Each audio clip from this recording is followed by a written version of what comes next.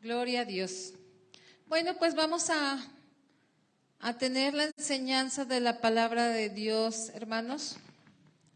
Vamos a leer en Apocalipsis 2, del versículo 12 y 13. Pero antes vamos a orar pidiendo la guianza de su Espíritu Santo. Bendito Señor, primeramente agradecemos, Padre, su misericordia y su amor que nos manifiesta cada día, Señor. Gracias por todas las bendiciones recibidas. Gracias por su ayuda, por su protección, por su cuidado, Señor. Ahora nos disponemos a tener esta enseñanza de su bendita palabra y le pedimos, mi Dios, que nos ayude a cada uno para que nosotros, Señor, podamos asimilar esta enseñanza y sea de grande provecho para nuestra vida, Señor. Bendiga a nuestro pastor, Señor, únjalo con el poder de su Santo Espíritu y úselo también, Señor, para gloria de su nombre.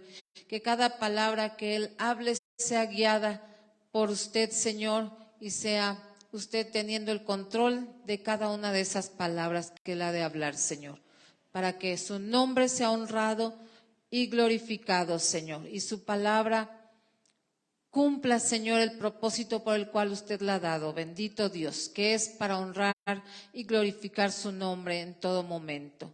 Así le damos gracias en el nombre de Cristo Jesús. Amén. Gloria a Dios. Pues vamos a hacer la lectura de la palabra de Dios, hermanos, en Apocalipsis 2, versículos 12 y 13. Y dice así la palabra del Señor. Escribe al ángel de la iglesia en Pérgamo. El que tiene la espada aguda de 2 filos dice esto. Yo conozco tus obras y dónde moras, donde está el trono de Satanás. Pero retienes mi nombre y no has negado mi fe, ni aun en los días en que Antipas, mi testigo fiel, fue muerto entre vosotros, donde mora Satanás. Vamos a decir nuestra declaración de obediencia a la palabra de Dios. Y tomó el libro del pacto y lo leyó a oídos del pueblo, el cual dijo, haremos todas las cosas que Jehová ha dicho y obedeceremos. Éxodo 24, 7. Pues así vamos a escuchar esta enseñanza, vamos a estar atentos a la palabra de Dios. Esta enseñanza tiene por título La victoria de Pérgamo. Y bueno, dejo el lugar a nuestro pastor Javier Trejo García.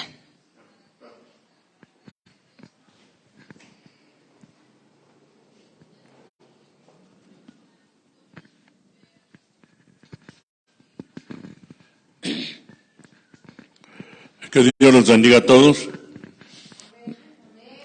Nuestros hermanos en este auditorio pueden tomar sus lugares.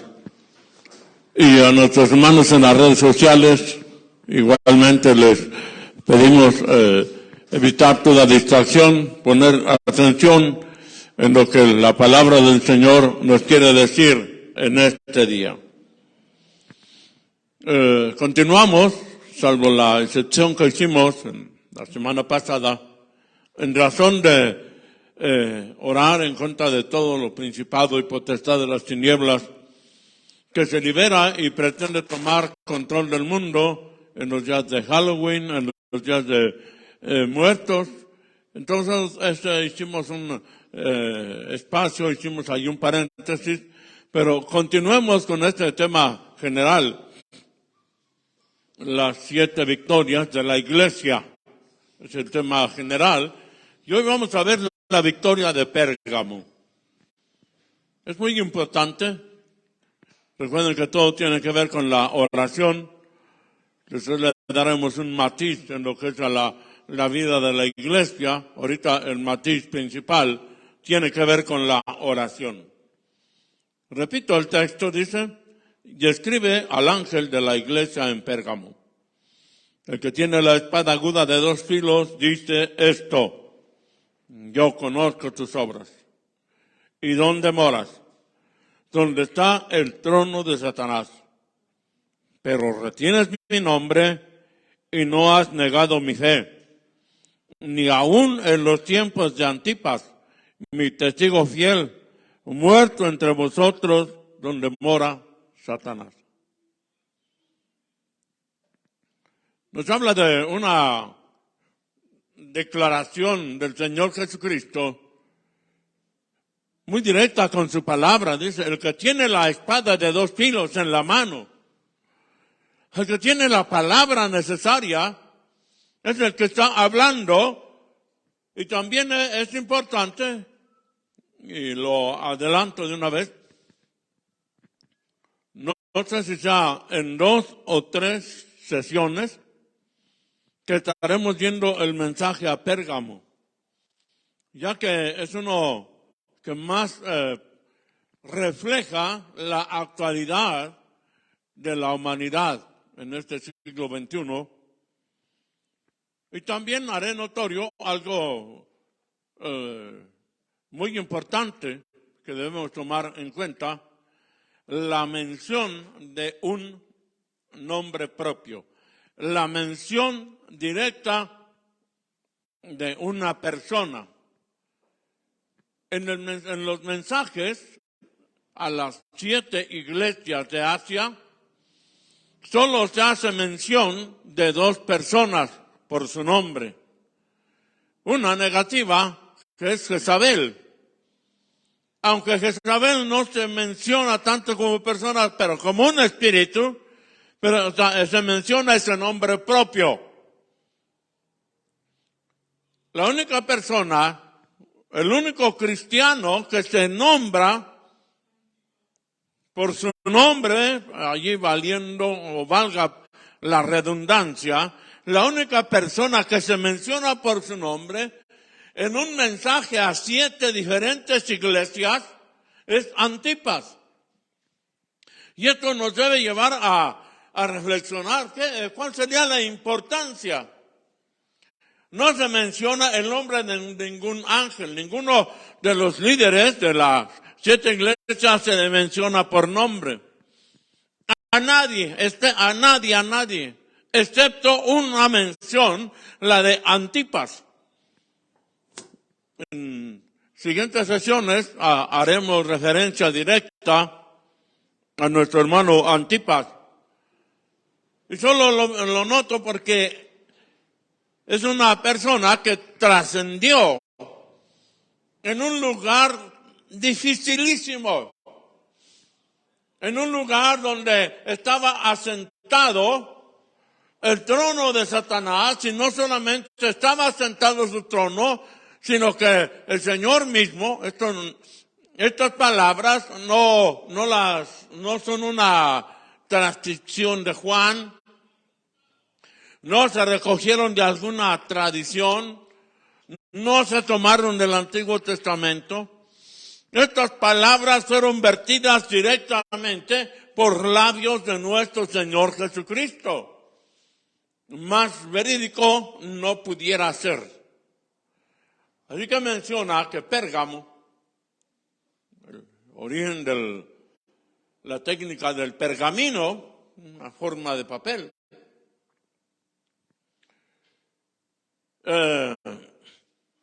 ese lugar se señala como trono del diablo y morada de del maligno. Para ser cristianos en ese lugar, en Pérgamo, deberían de ser verdaderos cristianos. Creo que cada uno de nosotros debía de ser un Antipas. ¿Qué es Antipas? Solamente diré algo breve acerca de él, sobre el significado de su nombre. ¿Qué es Antipas? Uno que es contra todos. Quizás tratando de sintetizarlo, es uno contra el mundo. Uno que va contracorriente.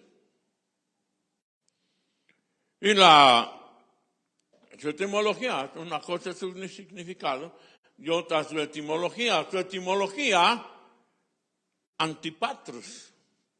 Y quiere decir a imagen del Padre. Qué tremendo. Vamos a ver esto en un solo conjunto, en una sola declaración. Antipas es ese cristiano que es la imagen misma de Dios. Alguien que refleja a nuestro Señor Jesucristo perfectamente, a imagen del Padre. Cualquiera que miraba a Antipas podía decir, este es un verdadero cristiano. Él reflejaba todos los principios, no solamente en su vida, sino en su forma de hablar, en su predicación, etcétera, etcétera. Eso lo vamos a ver más adelante. Pero también, de una manera, establece lo que es un cristiano. Un cristiano debe portar la imagen de Dios. Un cristiano es aquel que va siempre en sentido contrario al mundo. Uno contra el mundo. Ese es el sentido, ese es lo que quiere decir el nombre de Antipas. ¿Por qué es importante hacer esta mención? Por el lugar donde vivía. Pérgamo, dijimos ya, es la cuna de donde fue la invención del pergamino. Un tipo de papel que facilitó mucho la fabricación de libros, en aquel entonces en forma de rollo, no en forma de códice como los conocemos actualmente, mucho menos ahora con la tecnología que pues ya son puros medios electrónicos de almacenamiento. Una ciudad, ¿qué quiere decir ahora Pérgamo? Algunos sugieren que quiere decir para el matrimonio o en busca del matrimonio. Difiero un poco en eso. Más bien que era una ciudad o ciudadela por estar fortificado. Una ciudadela es una fortificación dentro de una ciudad. Por eso no se puede decir plenamente que era una ciudad ni que era una ciudadela. Era una combinación de ambas cosas. Pero un lugar que se llama, su traducción es ciudad alta o ciudad en las alturas. De una manera se aplica esto porque sí estaba en un montículo, varios metros elevado al nivel del mar. Entonces era una ciudad alta, en las alturas. Pero era una ciudad alta por su posición, por su importancia para el Asia, dentro de la región asiática, para decirlo más propiamente, se disputaba, siempre el primer lugar estaba entre Éfeso y Pérgamo. Un buen tiempo, Pérgamo fue la ciudad más importante de toda esa zona. Pero tenía muchas cualidades. Era parte del Imperio Romano. Anteriormente era parte de Grecia. Pero vino a estar bajo dominio político, territorial, del Imperio Romano. No obstante, en su cultura y en su religión, en sus costumbres, ellos seguían siendo griegos. Entonces era una mezcla muy difícil, era una combinación bastante peligrosa, pudiéramos decirlo. Y una de las cosas que tenía era la abundancia de templos paganos. 4 tenían la preeminencia: el templo de Zeus, el de Dionisio, el de Asclepio y el de Atenea.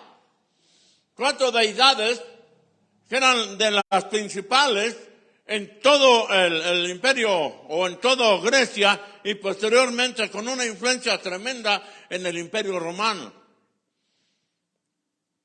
El trono de Satanás se le consideró así al altar de Zeus.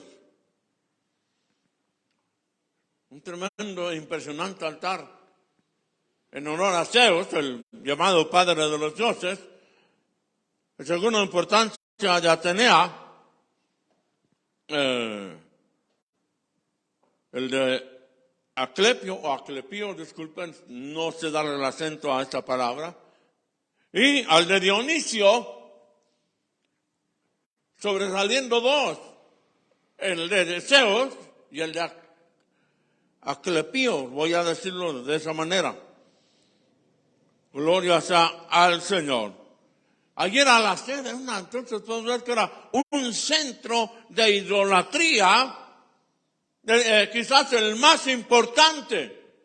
Éfeso tenía una sola deidad, Diana, pero no era la deidad principal de los griegos. En cambio, Zeus era la deidad principal de los griegos. Dionisio, otro dios muy importante para ellos, Atenea, Asclepio. No solamente era esto, sino también era un lugar que tenía un templo para el César. Especialmente ese lugar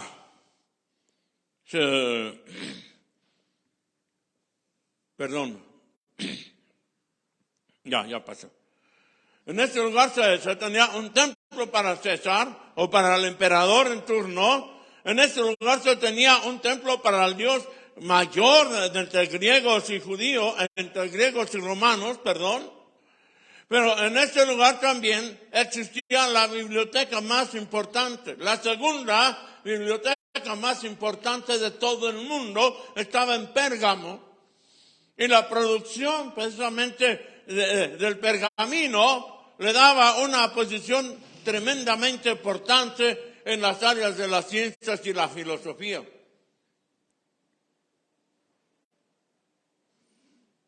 No podemos decir que también tenía una importancia económica tremenda, porque estaba allí, tenía un asiento de la autoridad romana. Y podemos mencionar un sinnúmero de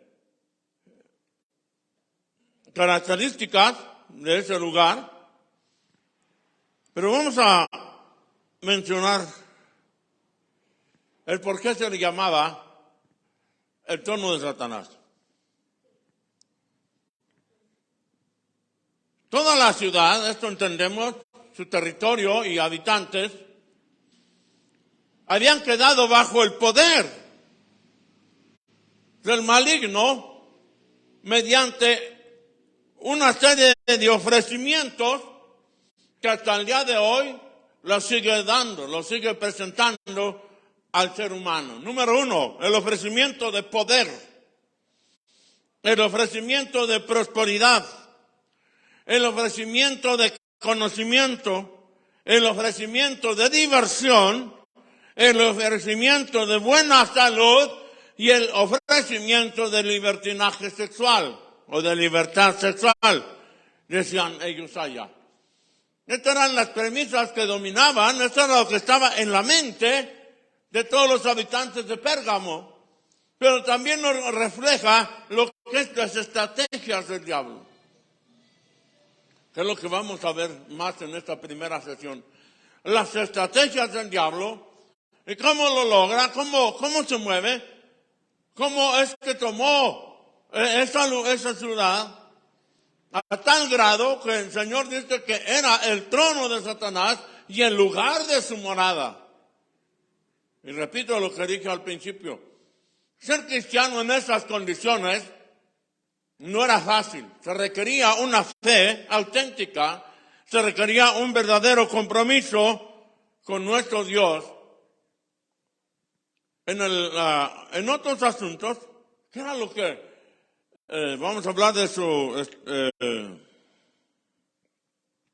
infraestructura? Era característico. ¿Qué tenía? ¿Cuál era el equipamiento de Pérgamo?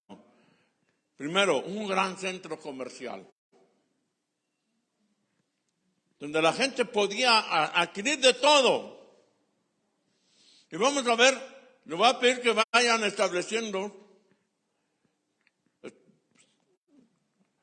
para confirmar lo que es mi punto de vista, para confirmar lo que el hermano Javier ha deducido de todo esto. Un gran centro comercial, un palacio de gobierno,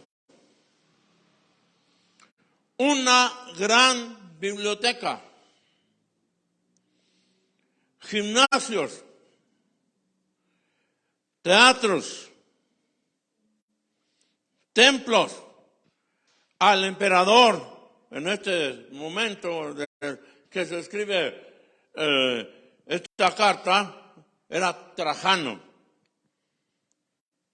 Templos, como dijimos, a diversos dioses griegos, a deidades egipcias, incluida lo que se le conocía como la Basílica Roja, un lugar de adoración al sol, donde el ritualismo, donde todas las ceremonias tenían que ver con el sol. Pero el principal de todos, y asiento o trono de Satanás, era el templo de Zeus y Atenea. Sobresaliendo de los dos altares, Zeus tenía su altar, Atenea tenía el suyo, pero el más magnífico, el más ricamente preparado, era el de Zeus. Dentro de su estructura, equipamiento urbano, tenían lo que se le conoce como sanatorios. Y es muy importante que pongamos atención en esta palabra. No es lo mismo un sanatorio que un hospital. Aunque pareciera ser lo mismo, pero no son ni siquiera sinónimos. Ambos tienen la finalidad de proporcionar salud. Pero el sanatorio estaba más bien inspirado en Asclepio, lo que el hospital en Galeno. Son muy diferentes. El concepto de Galeno era exclusivamente la salud, no metía nada, otra cosa. Pero el concepto de sanatorio era un lugar que conjugaba la medicina con el poder curativo de Asclepio. Incluso era de mayor importancia el poder curativo o las facultades de sanar enfermedades supuestamente que tenía Asclepio, un dios de los griegos, el dios de la salud. Y entonces la persona acudía al sanatorio, pero no exactamente como a un hospital. Lo principal que acudía al sanatorio era para que esa deidad se ocupara de su salud, ayudada muchas veces por diferentes pócimas, por diferentes tipos de medicamentos que no tenían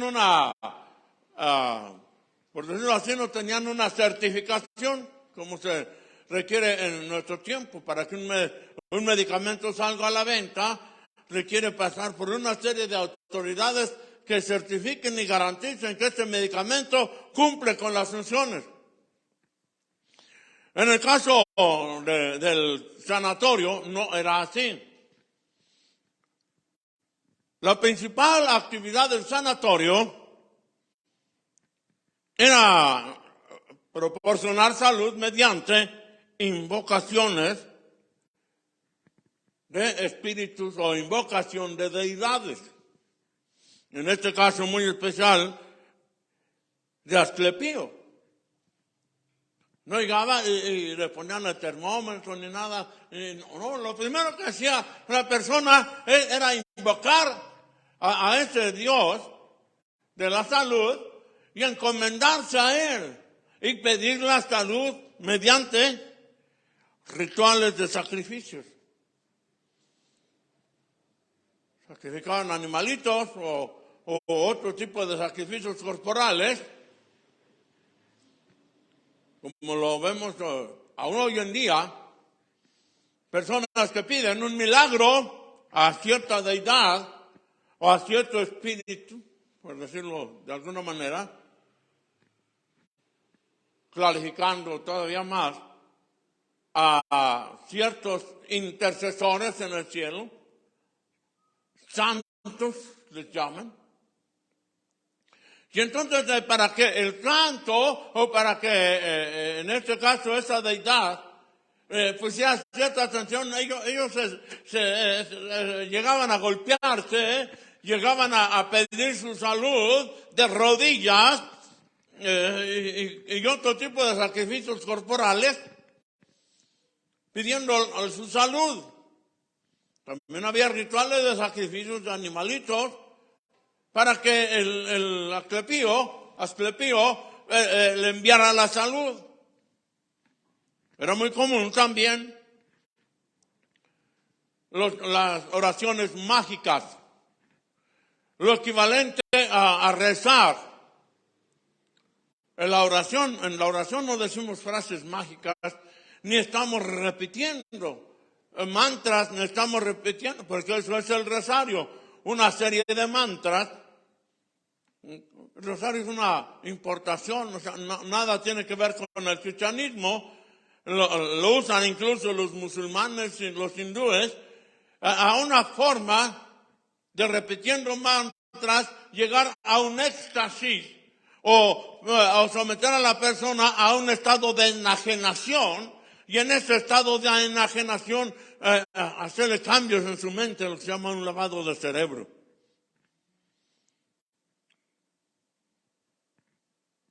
También era una de las cosas, todo esto sucedía antes de darle la primer medicina. Pasaba por ritos de purificación. En México le conocemos por limpias. El que acudía al sanatorio, acudía primeramente invocando a un espíritu. Segundo, ofreciendo un sacrificio, sea de un animalito o un sacrificio corporal. Luego dedicaba una serie de oraciones rituales, o sea, oraciones que ya estaban escritas. No lo que estaba en su corazón, sino, todavía es muy común, le dicen, la oración al santo niño de Atocha. Y ya está la oración escrita.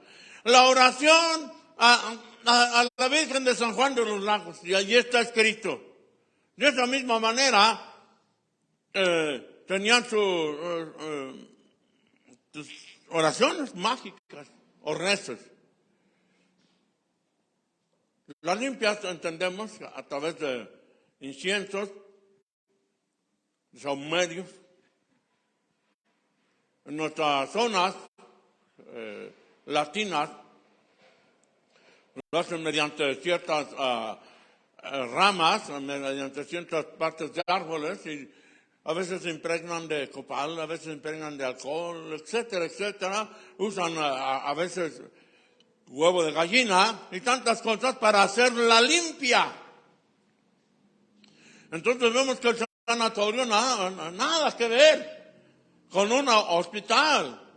La medicina era algo extra, era algo ya, vamos a decirlo así, meramente complementario. Quizás yo pudiera decir,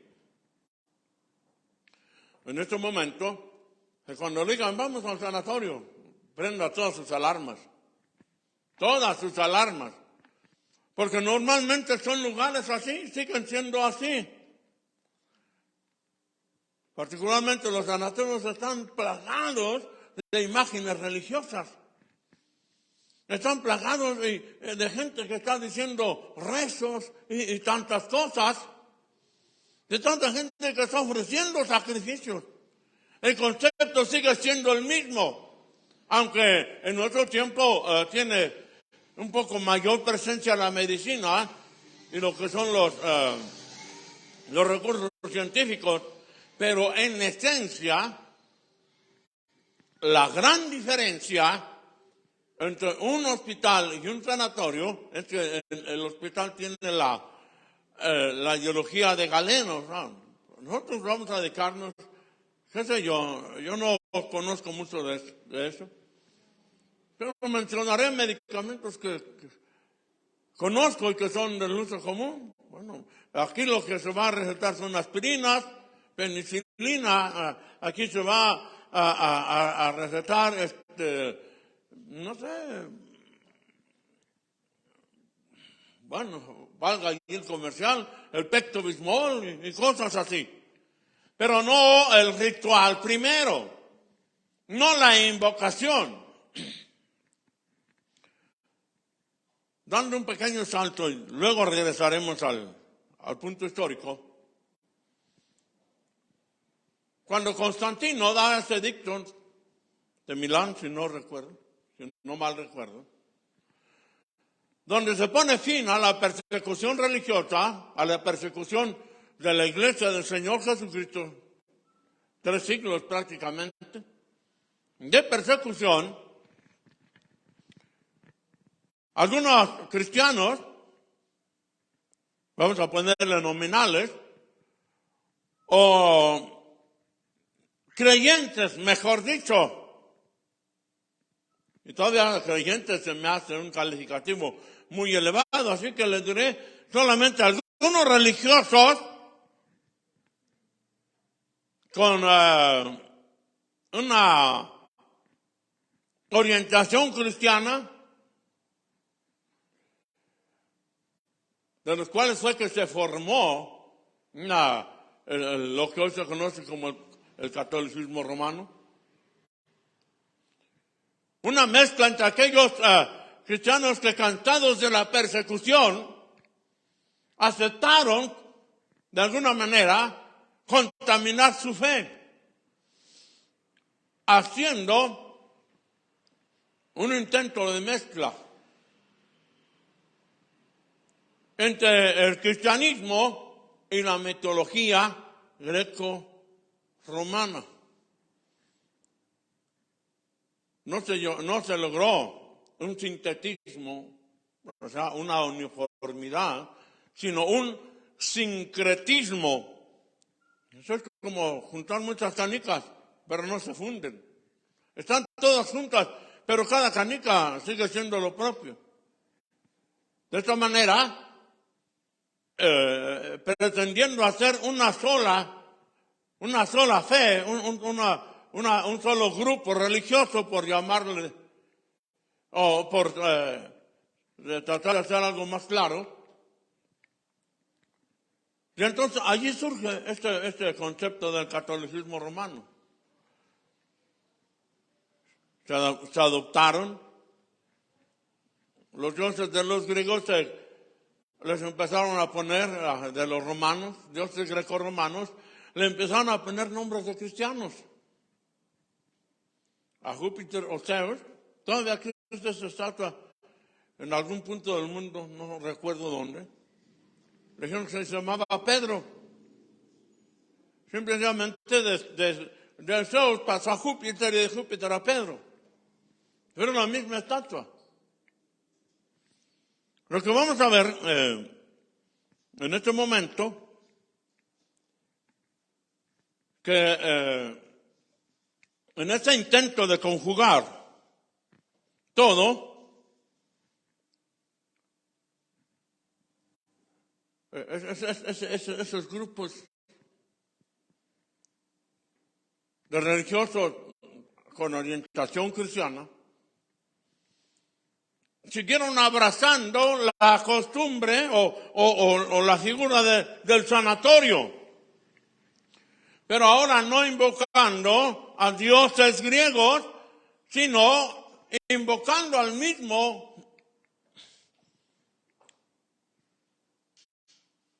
Esclepio, pero cambiándole el nombre por el de algunos mártires cristianos.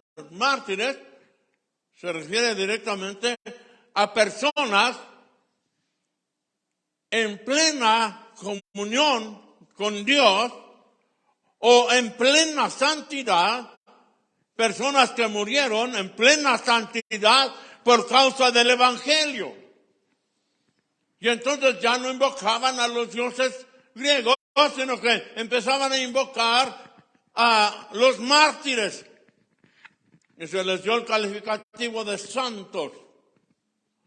Hasta el día de hoy sigue esta costumbre. Para ser sanados no se invoca al Señor, ni se ora al Padre en el nombre de Jesucristo, invocando al Hijo del Dios Altísimo, invocando al Padre en el nombre de nuestro Señor Jesucristo para sanidad, para que los méritos de Cristo en la cruz del Calvario se apliquen al enfermo y por la llaga de Cristo sean sanados. No es así. Se invocan diversos nombres. Después se fue diversificando con algunas llamadas advocaciones o nombres de María, en razón de supuestas apariciones en diversos lugares del mundo. De ahí está que tienen el sanatorio de tal santo, el sanatorio de tal virgen, el sanatorio de tal y tal y tal, donde lo principal es la invocación de deidades. En este caso, la invocación de muertos, que es necromancía. Eso era en el grosso modo lo que el término sanatorio significa. Vamos directamente ya con lo que lo que tenemos como principal objetivo. Vamos a determinar qué es el trono de Satanás. ¿Por qué era el trono de Satanás? Pérgamo se le otorgó ese calificativo de parte de Dios, de que era el lugar donde el trono de Satanás estaba. ¿Pero por qué?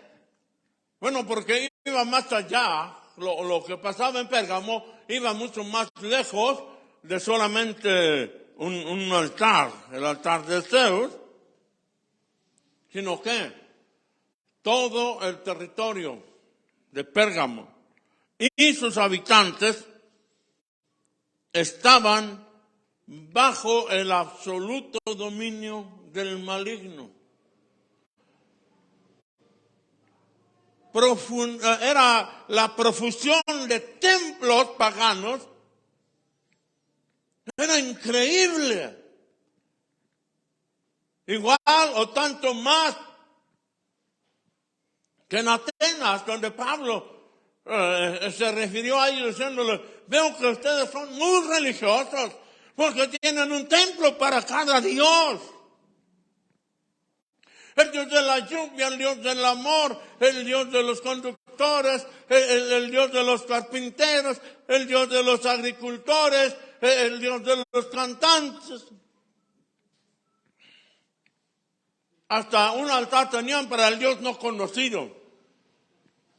Las personas que entraban a Pérgamo, a donde volteaban, miraban un templo idolátrico.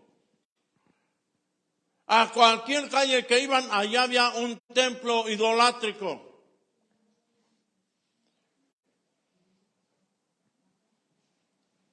Pero había más que eso. El dominio del maligno lo podemos observar en las siguientes áreas: el gobierno, la religión, la educación, el comercio, los sistemas de salud, la diversión, la arquitectura y las estructuras sociales. Todo absolutamente todo, excepto la iglesia, estaban bajo el absoluto control y dominio del diablo. ¿Por qué hacer notar todo esto? Porque pareciera ser que es un retrato de la sociedad actual. Todo está bajo el dominio del diablo, excepto la iglesia del Señor Jesucristo. Por eso el nombre de Antipas, la iglesia del Señor Jesucristo siempre va a contracorriente. Debido a ello, es objeto de persecuciones. No solamente en la iglesia como un conjunto, sino en cada uno de los miembros de la iglesia a nivel personal. Es tan fuerte el empuje del reino de las tinieblas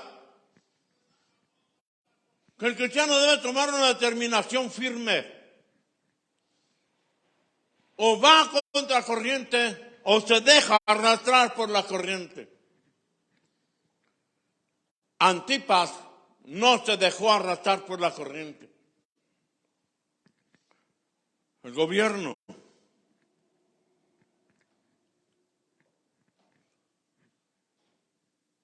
Muchos lugares del mundo.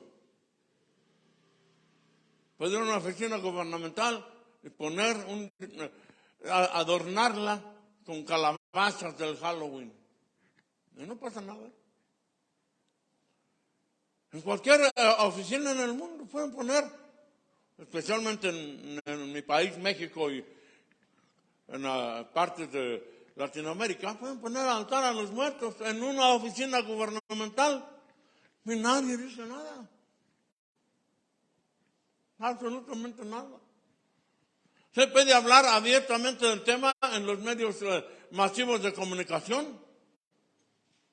Pero hay canales de televisión, de internet, todo eso, que tienen su propio brujo, que da las predicciones del que va a pasar en el 2023. Se pueden transmitir por televisión, por todos los medios, rituales, lo que sea. Si hay una peregrinación religiosa, allí están, y todo se cubre. Que hay celebraciones a los muertos o a ciertas deidades con toda libertad. Pero que no se mencione el nombre de Dios, porque entonces sí, marcan el alto. Si alguien también en el terreno de la educación es lo mismo. En el terreno de la educación, incluso hay lugares donde pretenden obligar a los niños a participar en esos rituales, no solamente como una tradición, sino que hacen el ritual y hacen invocaciones en escuelas. Hacen competencias. Pero yo nunca he visto una competencia de conocimiento bíblico en las escuelas. Hablo de las públicas. Quizás hay escuelas cristianas que sí hay ese. Pero no hay el versículo del día en cada noticiero. Si una persona se pone a decorar con motivos bíblicos una oficina gubernamental, casi la andan corriendo.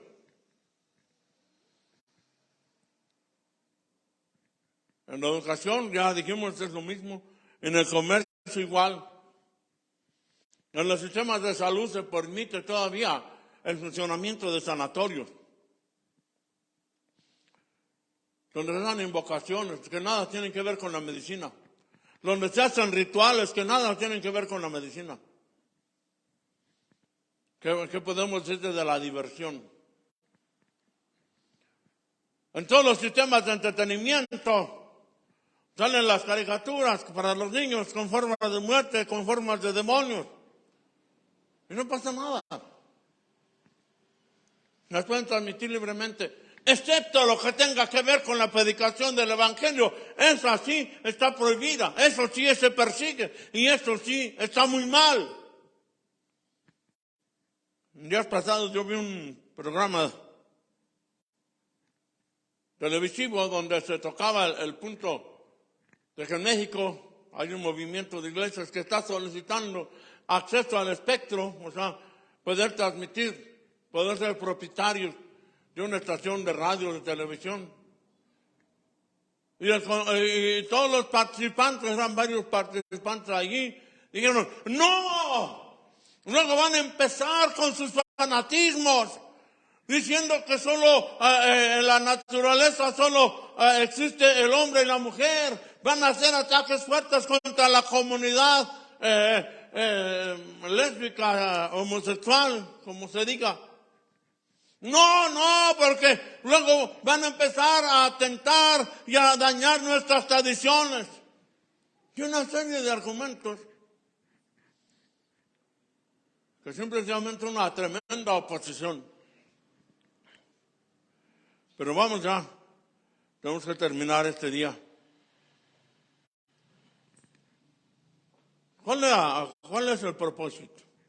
O más bien, ¿cuál es el peligro? El más grande peligro y lo que propició. Voy a pedir a todos aquí que estemos atentos y en las redes sociales que pongan mucha atención a lo que voy a decir. ¿Qué propició que Pérgamo se convirtiera en el trono de Satanás y en el lugar de su morada? Una peligrosa unidad.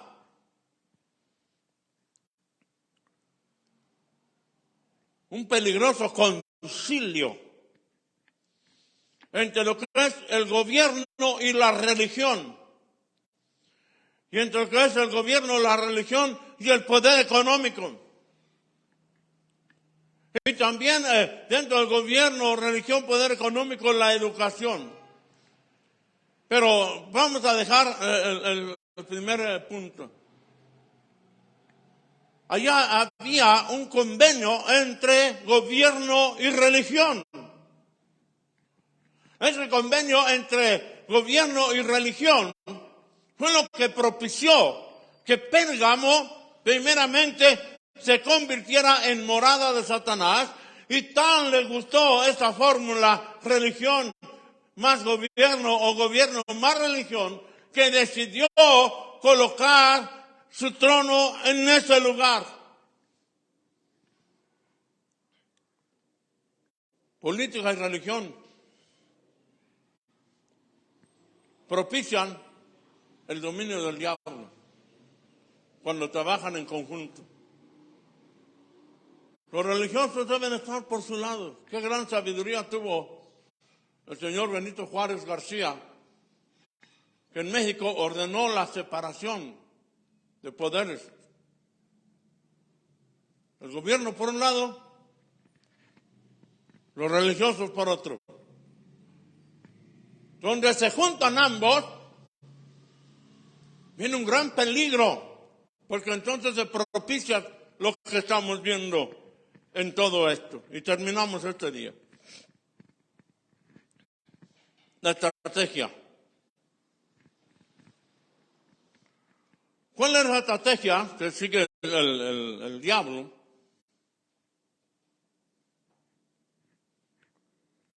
Es proporcionar libre acceso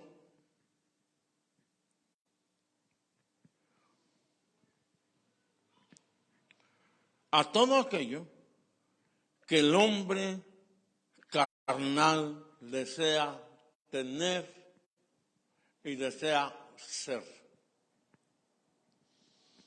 Dar libre acceso a todo aquello que el hombre carnal desea tener y desea ser. No, poder. El hombre carnal quiere tener poder, valiéndose de la economía, valiéndose de las armas, valiéndose de todo. Y lo podemos mirar en nuestra nación, México. La profesión de los cárteles criminales que buscan el poder, que quieren el poder. y hacen invocaciones a deidades como la Santa Muerte. Y un santo que se me olvidó su nombre, de los narcotraficantes, a quien se encomiendan para que les vaya bien. Segundo, el entretenimiento. La gente quiere entretenimiento y paga grandes cantidades por entretenimiento. He sabido de que artistas que vienen o se presentan en algún lugar que cobran cantidades estratosféricas por un asiento y se venden. La gente hace una fiesta y gasta miles y miles y miles de pesos por diversión. Por diversión en próximos días, por entretenimiento, en próximos días, miles de mexicanos van a viajar allá por Arabia, Qatar, creo que sí, a pagar cantidades estratosféricas por ver un partido de fútbol. Libertinaje sexual. Acceso a la magia, acceso a lo sobrenatural. Son cosas por las cuales el diablo ha estableció su dominio en Pérgamo. Todo ello con una sola finalidad.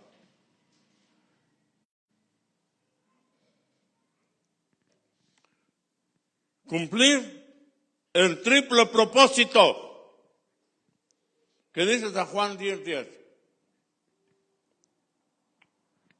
Nos indica claramente que el ladrón, el maligno, el diablo, Satanás, se dedica y entra sin pedir autorización a robar, a matar y destruir, porque esto hace el ladrón. El ladrón no pide autorización para entrar, él entra sin autorización. Escúcheme, por favor. Si usted no tiene todas sus alertas siempre encendidas, va a haber un momento en que el ladrón va a entrar. Hablo de las alertas espirituales, la oración, el ayuno, el congregarse, el adorar a Dios. Si esas alertas no están encendidas, no creo que el diablo va a pedir permiso. Se dedica a entrar sin autorización a las vidas de las personas descuidadas, a los incautos. Se dedica a entrar sin autorización a hogares y familias, a ciudades y territorios, a entidades religiosas, a entidades gubernamentales, a entidades dedicadas a la diversión, a entidades dedicadas a la salud. En todos esos lugares entra sin autorización. Por eso es necesario que la iglesia se ponga firme como una atalaya, se ponga en posición de máxima alerta permanente, porque va caminando en contracorriente con el mundo. Y el maligno está acechando como león rugiente, esperando el mínimo de los descuidos para entrar sin autorización, escúcheme bien, para entrar sin autorización, robar, matar y destruir. Todo eso se enfrentó la iglesia en Pérgamo. Todo eso estamos enfrentando en el siglo XXI. Demos gracias a Dios. El tiempo, lamentablemente, ya no solamente se terminó, sino se excedió. Pero no se terminó ni se excedió de una manera inapropiada. Esta enseñanza, este tipo de temas, no los van a encontrar en cualquier lado. Que la gente teme. Muchos pastores temen, muchas congregaciones temen tocar este tipo de temas, pero debemos conocerlos. Por eso he tomado la decisión de tomarlo en varias etapas. Por lo pronto, el día de hoy vamos a dar gracias a Dios y vamos a orar. Lo invito a que nos pongamos de pie para dar gracias a Dios por su bendita palabra. Oh bendito Dios y buen Padre, hoy oramos en el nombre glorioso de nuestro Señor Jesucristo, dándole gracias porque su palabra está cumpliendo el propósito, el cometido con que fue enviada. Y ahora oramos, bendito Dios y Padre, porque igual que en Pérgamo, hay muchas localidades, muchas ciudades, donde el maligno, donde el reino de las tinieblas ha tomado control del gobierno, ha tomado control de la religión, ha tomado control de la educación, ha tomado control de la diversión, ha tomado control de los sistemas de salud, ha tomado control de los sistemas financieros. Pero ahora en el nombre glorioso de Cristo Jesús, nosotros nos ponemos y nos levantamos en contra de ese reino de las tinieblas y nos reprendemos en el nombre glorioso de nuestro Señor y Salvador Jesucristo. Y permítanos, Dios mío, continuar con este tema en tiempo adelante.